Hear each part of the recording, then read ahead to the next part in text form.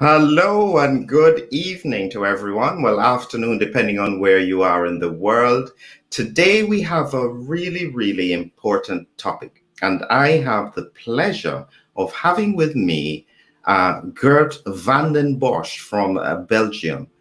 The difference is that Geert is truly an international vaccine developer, and he's here to share some very important and unique perspectives on where we are now in terms of the COVID pandemic. So, pleasure to have you here with me, Geert. How are you? I'm fine. Thanks for having me, Philip. Wonderful. Listen, I think the first thing that we have to clarify is that we have to explain you are someone who is in the vaccine development business, so to speak. What has that background been like? Well, I have a background essentially in, as far as vaccines are concerned, in industry as well as in the non-for-profit sector. So I have been working with Bill and Melinda Gates Foundation, GAVI, especially concentrating on vaccines for global health. Mm-hmm. And I've also been working with several different companies, vaccine companies, developing, of course, essentially prophylactic vaccines. And my main focus of interest has always been, in fact, the design of vaccines. So the concept, how can we educate the immune system in ways that are, to some extent, more efficient than we do right now with our conventional vaccines. Right. And so in effect, this is the area of work you've been in. You develop vaccines. You are as well working with the Ebola vaccine as well, one of the really dangerous viruses we have out there in the world. How does that work? Is that easy to do? Well, I was not, let me be very clear, I was a coordinator of the Ebola program at GAVI. So we were interacting with several different vaccine companies that were developing Ebola vaccines, because it was important for GAVI to make the right choice, the right vaccine, in order for this vaccine to be rolled out in the Western African countries that had this severe Ebola crisis back a number of years ago. So that was not, let's say, operational, practical work. This was more a role of coordination, but of course was also a role of assessing what would be the impact of using some of these vaccines in larger populations and in an area where an epidemic is really going on, because that's a very particular and peculiar situation. Yes. And so in effect, we've had so much success over the past 100 years with some very big breakthroughs with vaccines, smallpox, measles, mumps, rubella, polio. But we've struggled with other vaccines. It's without going into the details, because this is very difficult to get across. But is there a difference with how viruses operate that make some easier to get a vaccine for? Well, I think we have, Philip, essentially we need to distinguish, of course, between what we call acute self-limiting diseases. These are diseases that naturally come to an end, in a sense that ultimately the individual will eliminate the pathogen. Of course, some people may die, of course, let's be very clear. But those who survive will ultimately eliminate the pathogen. That is the vast majority of the vaccines we have been developing so far. I don't need to tell you that with other viruses, where we clearly see that they spread in a completely different way. They spread, for example, from cell to cell. They tend to be more intracellular. They tend to develop chronic infections where it's not self-limiting. It's not acute self-limiting. It's chronic. It is much more difficult. And that is the reason primarily is that most of the vaccines we are developing are still antibody-based vaccines. So we need these antibodies in the blood, or we need these antibodies to translate to the mucosa, for example, in order to capture the pathogen and to neutralize it. So some of the other bugs, they have a very insidious strategy, in a sense that they hide in cells. that they can already at the mucosal barrier penetrate, immediately into cells, and then the cells may migrate, for example, to the lymph nodes. So they are shielded from the antibodies, and that makes it very, very difficult. Because we know that we can catch them to some extent in the blood, but what they do all the time is that they insert mutation and they fully escape to our antibody responses.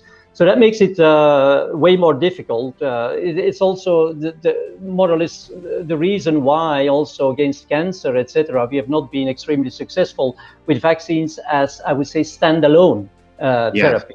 Yeah. Absolutely, yes. So it brings us into where we are with regards to COVID-19. Now, if we have 2020 vision at the moment, when we look back at the pandemic and where we started from, and I've always said that at the time when the pandemic started, when it got from China into Italy, into Europe, into the UK, I thought that the only way that we could manage this is to lock down and to prevent the spread of this very dangerous virus. We do have to stand back and see whether or not those decisions were correct. But as we said, hindsight is 2020.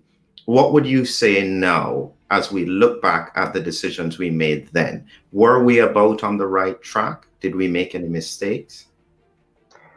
Well, frankly speaking, from the very beginning, and I mean, there is many people who can witness this or testify this, I always said that it was a bad idea to do lockdowns that would also affect the younger people, that we would prevent younger people from having contact, from being exposed.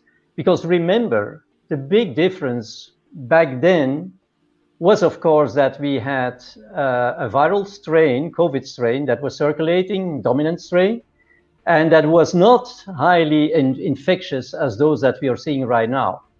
Of course, when a new virus gets into a population, it immediately gets to the folks that have, weak immunity. And we know these people. This is to a large majority, of course, elderly people that have underlying diseases or are otherwise immune suppressed, etc. And of course, I mean, it was certainly the right thing to do to protect these people and for them also to isolate. But we have to distinguish, frankly speaking, and that is what we have not been doing, between those people that have strong innate immunity. I mean, it's not, you cannot see, when you see a person, you don't know this, but we know that young people have quite decent innate immune response. And therefore, they are naturally protected. And even more, I mean, if they get in contact with coronavirus, it will boost their natural immunity. So therefore, from the very beginning, I disapproved, the fact that schools got closed and universities, and that youngsters were preventing even from having contact with each other. That situation is, of course, completely different if you look at vulnerable people. The virus comes in the population. There is no humoral immunity. There is no immunity at all, in fact. So nobody has been in contact. So the youngsters, they can rely on good innate immunity. Elderly people, I mean, the innate immunity is waning. It gets increasingly replaced by antigen-specific, by specific immunity as people get older. So these people very, very clearly needed to be protected.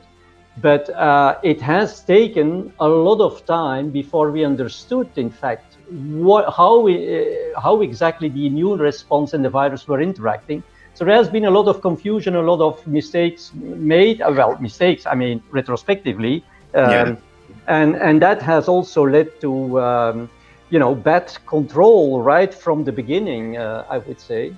And, so with that in mind, and where we are now, as countries across the world have been drifting towards the Christmas period, there is still a rise in cases. Countries had to try and lock down, mask mandates, and so on. But we all had the hope that vaccines would come and break the cycle.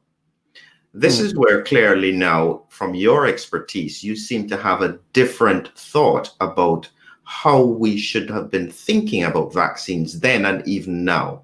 What is your perspective? Well, my perspective was and still is that if you go to war, you better make sure that you have the right weapon. And the weapon in itself can be an excellent weapon. And that is what I'm saying really about the current vaccines. I mean, it's just brilliant people who have been making these vaccines in no time and with regulatory approval and everything. So the weapon in itself is excellent. Question is this the right weapon for the kind of war that is going on right now? And there my answer is definitely no, because these are prophylactic vaccines, and prophylactic vaccines should typically not be administered to people who are exposed to high infectious pressure. So don't forget, we are administering these vaccines in the heat of a pandemic. So in other words, while we are preparing our weapon, we are fully attacked by the virus. The virus is everywhere. So that is a very different scenario from using such vaccines in a setting where the vaccinee is barely or not exposed to the virus. And I'm saying this because if you have a high infectious pressure, it's so easy for the virus to jump from one person to the other. So if your immune response, however, is just mounting, as we see right now with a number of people who get their first dose. They get their first dose, the antibodies are not fully mature, or titers are maybe not very high, so their immune response is suboptimal. But they are in the midst of this war. While they are mounting an immune response, they are fully attacked by the virus. And every single time, I mean, this is textbook knowledge, every single time you have an immune response that is suboptimal, in the presence of an infection, in the presence of a virus that infects that person, you are at risk for immune escape. So that means that the virus can escape to the immune response. And that is why I'm saying that these vaccines, I mean, in their own right, are of course excellent, but to use them in the midst of a pandemic and do mass vaccination, because then you provide within a very short period of time the population with high antibody titers, so the virus comes under enormous pressure. I mean, that wouldn't matter if you can eradicate the virus, if you can prevent infection. But these vaccines don't prevent infection, they protect against disease. Because we are just, unfortunately, we look no further than the end of our nose. In the sense that hospitalization, that's all what counts, you know, getting people away from the hospital. But in the meantime, we are not realizing that we give all the time during this pandemic, by our interventions, the opportunity to escape to the immune system. And that is, of course, a very, very, very dangerous thing, especially if we realize that these guys, they only need 10 hours to replicate.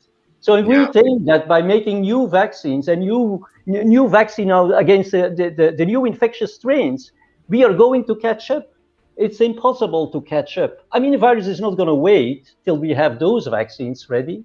I mean, this thing continues.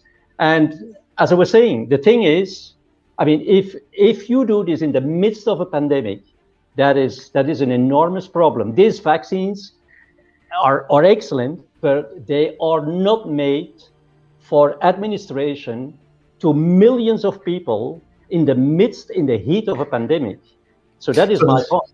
Is this equivalent then, because you mentioned this in your paper, is this equivalent to using either a partial dose of antibiotics in an antimicrobial or in a bacterial infection, where you then produce superbugs? Is this the kind of example that you're alluding to? Well, that is a very good parallel. It's also the parallel I'm using actually in the paper we just posted on LinkedIn, which, you know, should be so open for everybody. I mean, it's pure science. Because as you were pointing out, Philip, the thing is, The rule is very simple. I mean, same with antibiotics. Either the antibiotics do not match very well with the bug. That's not good. That's why we are making antibiograms, to first identify which is this germ, and then we choose the antibiotics. We need to have a very good match, otherwise there could be resistance.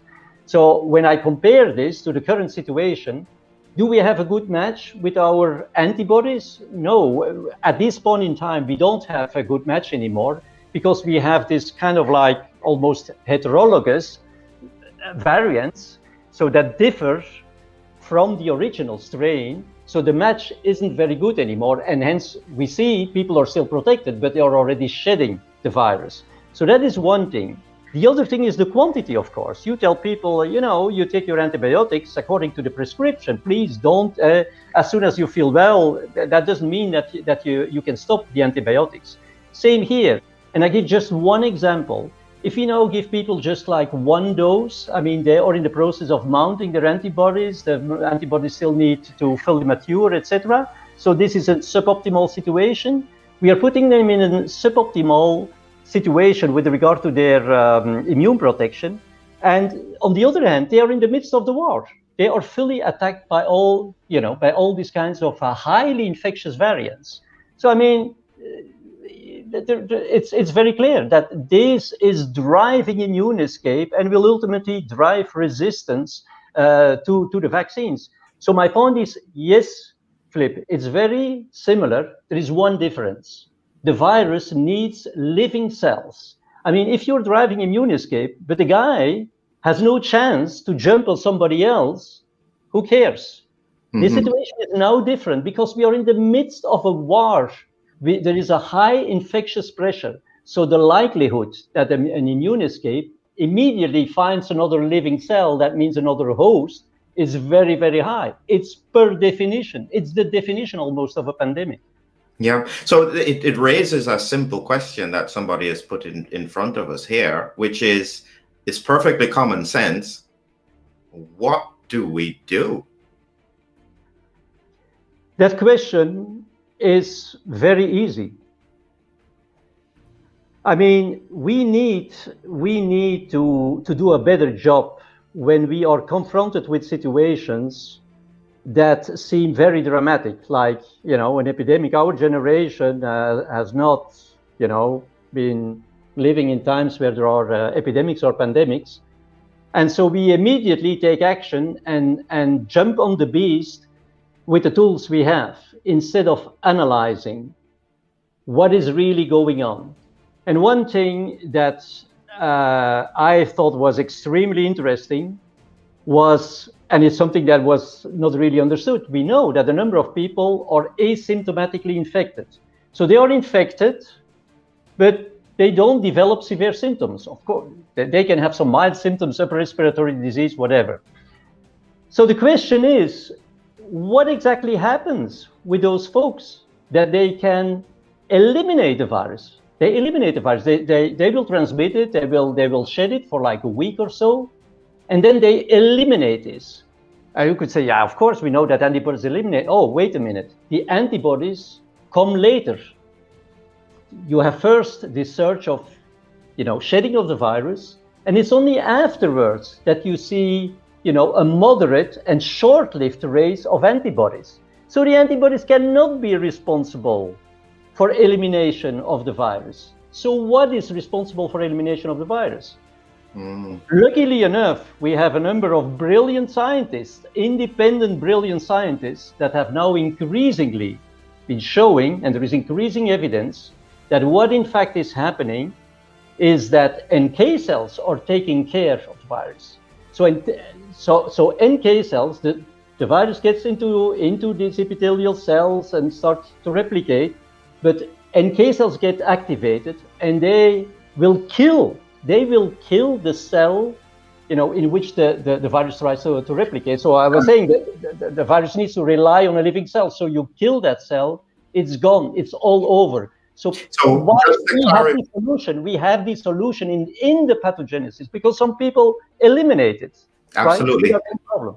I just wanted to clarify, because when you said NK cells, somebody may not quite know what you mean. So you mean non-killer cells. So it's a specific group of white Not blood cells. non-killer cells, natural killer cells. Natural killer cells, sorry. Okay, yeah. Yes, natural killer cells, a special group of white blood cells that go and take out the virally infected cells. Yes. Yes, you're right. Is that because I have seen from a clinical perspective, very old patients who you would expect to be overwhelmed by the virus, and they have a few symptoms and then they're okay. So the body does manage to get rid of it in some cases.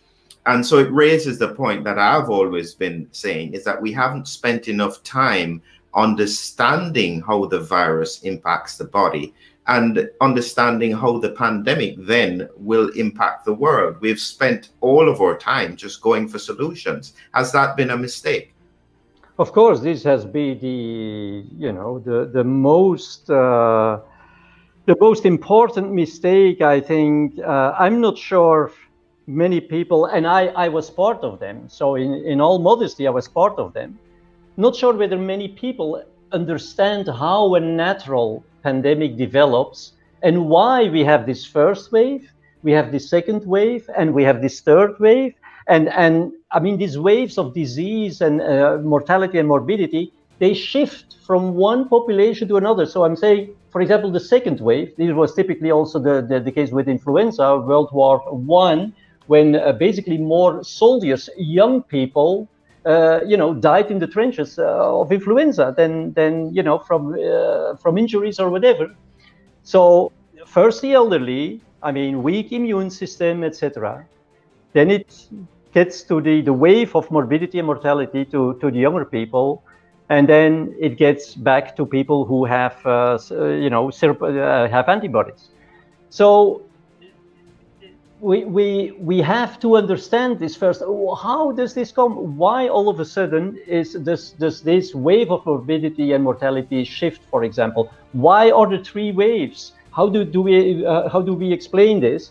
And also, how does it come that some people are naturally protected and others are not? What are these mechanisms? What are these molecular mechanisms? Because if we make vaccines and all these things, at the end of the day, this is going to interact at the molecular level. And we have not been understanding this. I was just explaining, we don't understand our weapon because we don't understand that prophylactic vaccines should not be used in the midst of an epidemic. And we don't understand exactly what the virus is doing. So we go to a war and we don't know our enemy, we don't understand the strategy of our enemy, and we don't know how our weapon works. I mean, how is that going to go? So that is a fundamental problem to begin with. I understand, and I completely accept that. But at the same time, I am still thinking that if the governments don't respond in some way, because they have to be seen to be doing something, they seem to be in a lose-lose situation. If they don't do anything, they're going to be criticized, and if they do something, they're going to be criticized. Is that a fair statement to make? I don't think so. What was this oath of, what's the name of the guy? Hippocrates? Mm-hmm. You know the oath? The first do no harm. Okay. Well, I mean, it wouldn't matter if you start vaccinating people and even it doesn't work. Problem is that we induce a long-lived antibody response. And as a matter of fact, we know, I mean, that is not my knowledge, it's all published. Problem is that we fail to put the pieces of the puzzle together. Fact is that these long-lived antibodies, which have high specificity, of course, for the virus, they outcompete our natural antibodies. Because the natural antibodies, they have a very broad spectrum, but they have low affinity, right? And so by doing this, even if your antibodies don't work anymore because there is resistance or the strains are too different from the original strain, these antibodies, specific antibodies, will still continue to outcompete your natural antibodies. And that is a huge problem because I was saying just a few minutes ago, these natural antibodies, they provide you with broad protection. This protection is, yes, it is variant non-specific. Doesn't matter what variant you get. It doesn't even matter what type of coronavirus is coming in. They will protect you. unless, of course, you suppress this level of innate immunity, or it is, for example, outcompeted by long-lived specific antibodies.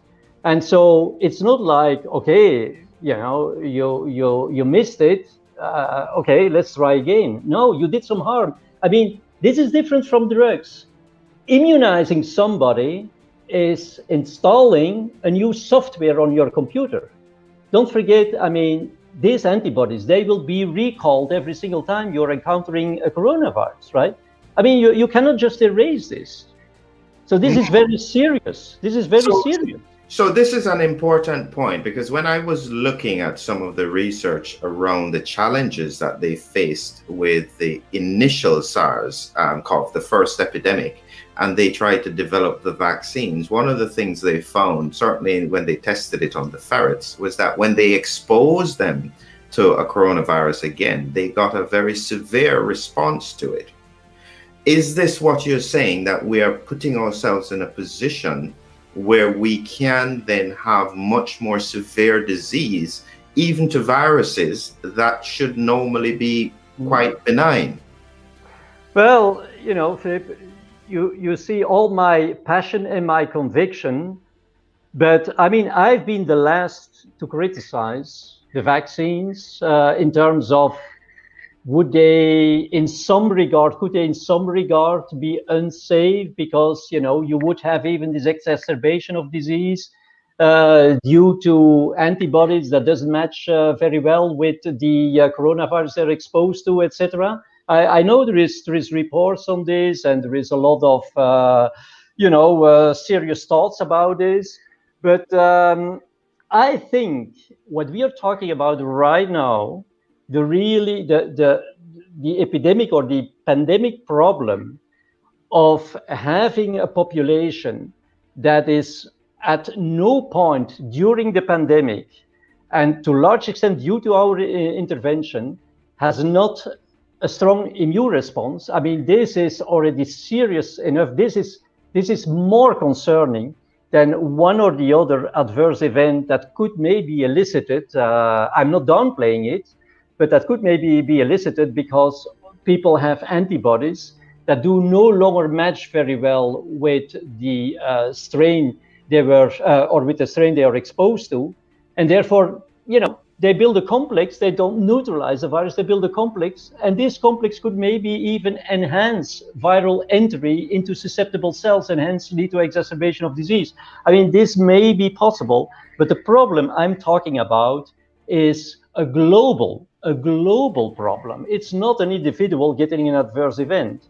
It's a global problem of, making this virus increasingly infectious, because we leave it all the time a chance, an opportunity to escape the immune system, and to drive this, to whip this up, up to a level where the virus is so infectious that we can even no longer control it. Because, I mean, these highly infectious strains, some people think, oh, the virus is going to calm down and it will insert a number of mutations, just to be gentle and kind with us. That's not going to happen. I mean, this highly infectious strain remain. It is not going to be spontaneous mutations that all of a sudden would become, would make this virus again harmless, because such a virus would have a competitive disadvantage, could not be dominant anymore. So that's not going to happen. So we're talking about a very, very, very serious problem here. So I've seen the question many times, and quite frankly, I get asked the questions. We're coming to a point where people are going to have to take these vaccines. That looks as though it's the reality, either in the context of work or in the context of travel. Based on what you're saying, they're in a lose-lose situation. What does this mean? Well, what does this mean is very clear. It's very clear what this is going to mean. So let's consider the consequences of this, both at the population level and at an individual level. Because I would well understand if for the population it's maybe not the best thing to do, but on an individual level, it's still okay. Yeah, then that's not an easy question. But as a matter of fact, it's exactly the opposite. Well, it's not the opposite. It is detrimental, both on a population level as on an individual level. And I'm telling you why. I think the population level, I explained you, we are increasingly facing highly infectious strains that already right now we cannot control, because basically what we are doing is that we are turning, when we vaccinate somebody, we are turning this person in a potential asymptomatic carrier that is shedding the virus. But at an individual level, I just told you that if you have these antibodies, and at some point, and I'm sure this will, people can challenge me on this, but reality will prove it.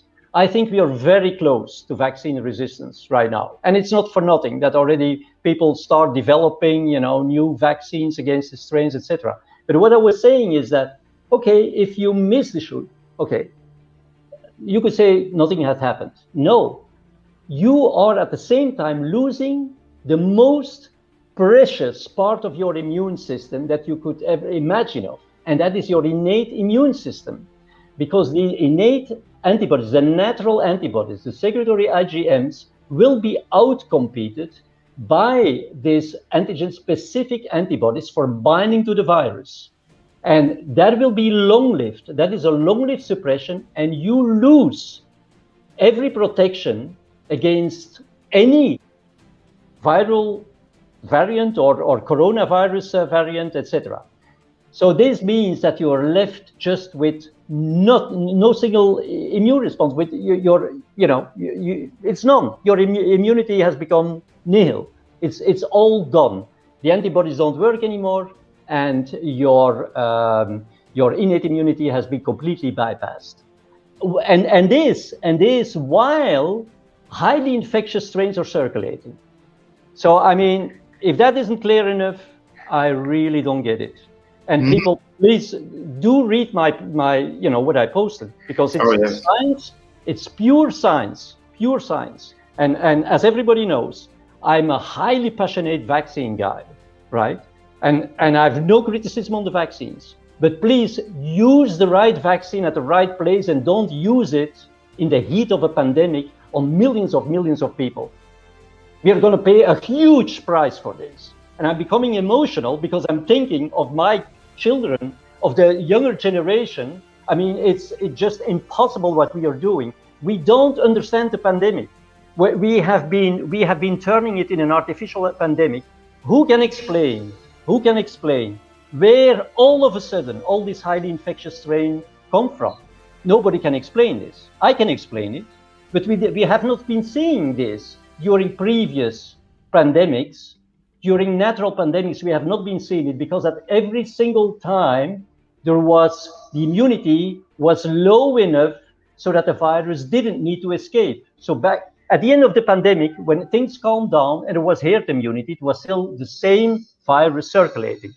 What we are now doing is that we are really chasing this virus, and it becomes all, increasingly infectious. And I mean, this is just a situation that is completely out of control. So it's also, we are now getting plenty of asymptomatic shedders, people who shed the virus, because if they are vaccinated or they have even antibodies from previous disease, they can no longer control these highly infectious variants. So how does that come?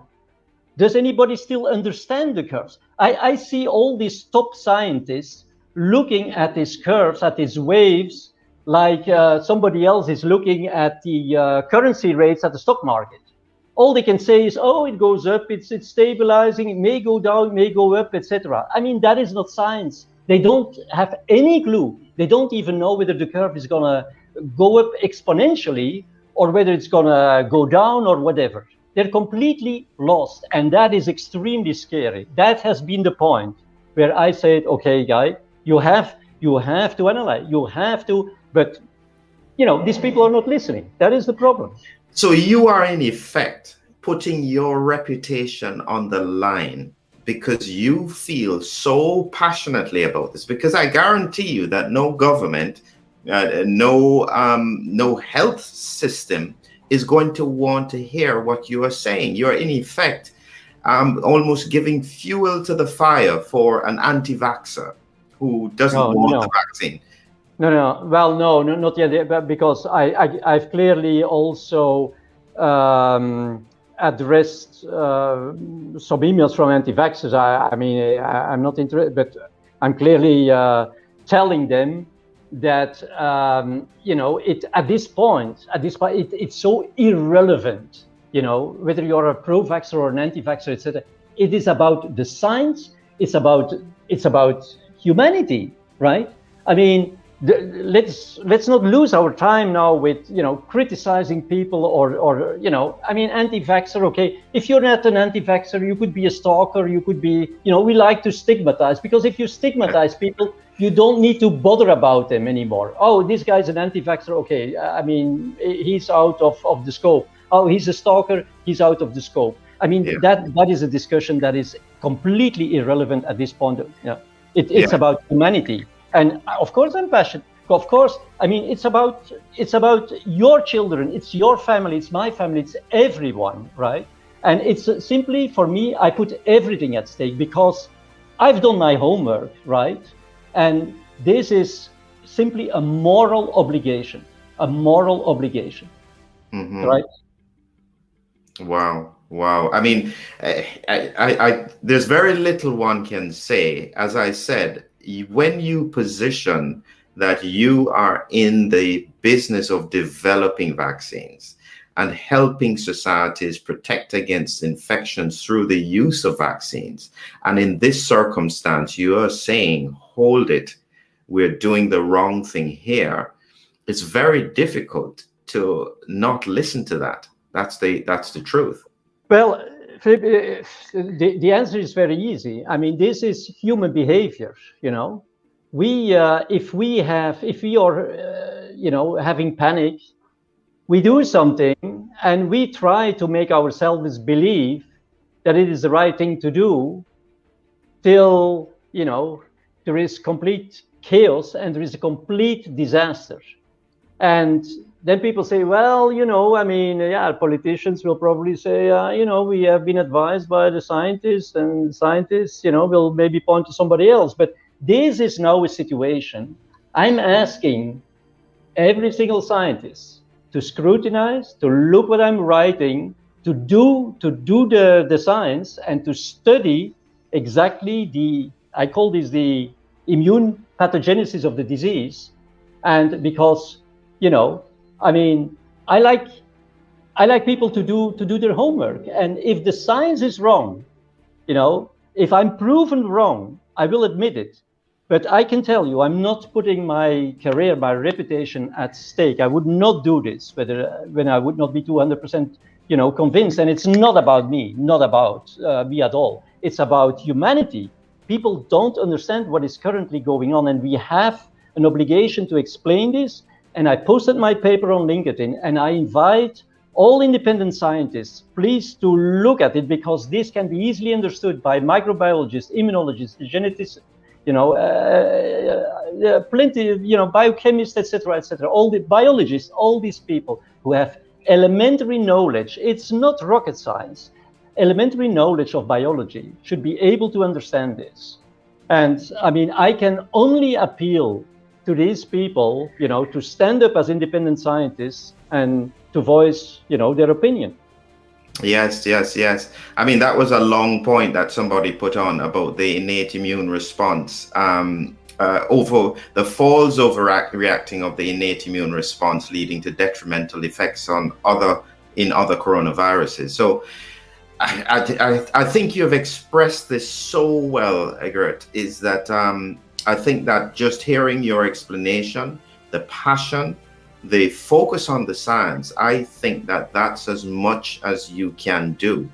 I think that I don't even want to say any more, because I don't want to lose that passion that you have just expressed, how much you are doing in terms of trying to see if you can make a difference with regards to the impact that we are having in this pandemic. We really, really appreciate that, Geert. We really, really appreciate that. I hope enough people shares this, listens to it, certainly because I'm connected with a lot of scientists. Please connect with Geert, take a look at his paper, and see what you think. And as you said, let's make decisions based on science. That's the best that we can do at this point. Wonderful. Just stay on the line there. We're just going to close off now, Geert. So thank you again very, very much, Geert. And I hope maybe we can speak again in the near future to expand a little bit further on what you have said. Thanks, Philip, for having me on. Wonderful.